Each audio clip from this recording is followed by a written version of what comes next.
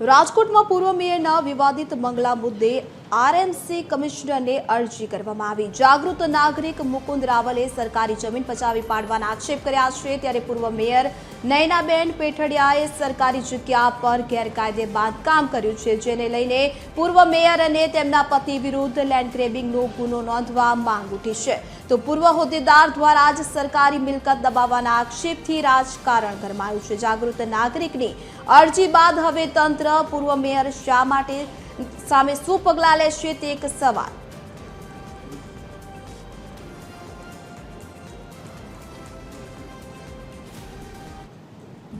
રાજકોટના પ્રથમ નાગરિક અને મેયર ગણાતા શ્રી નયનાબેન પેઢિયા દ્વારા જે 1997 થી સરકારી મીડિયા દ્વારા મેં સાંભળેલું હતું કે એને સરકારી જમીન ઉપર જે દબાણ કરેલું હતું, 3 વાર કેસ અગાઉ હારી ચૂકેલ હતો, છતાં બી ત્યાં કોઈની મંજૂરી વગર બાંધકામ ચાલુ કરેલું હતું। એ બાબતે મેં કલેક્ટર અને મ્યુનિસિપાલિટી કમિશનરને લેન્ડ ગ્રેબિંગ 345 અને 260, 267 અને 329 ગંભીર ગુના હેઠળ ગુનો દાખલ કરવા માટેની મેં અરજી કરેલી છે।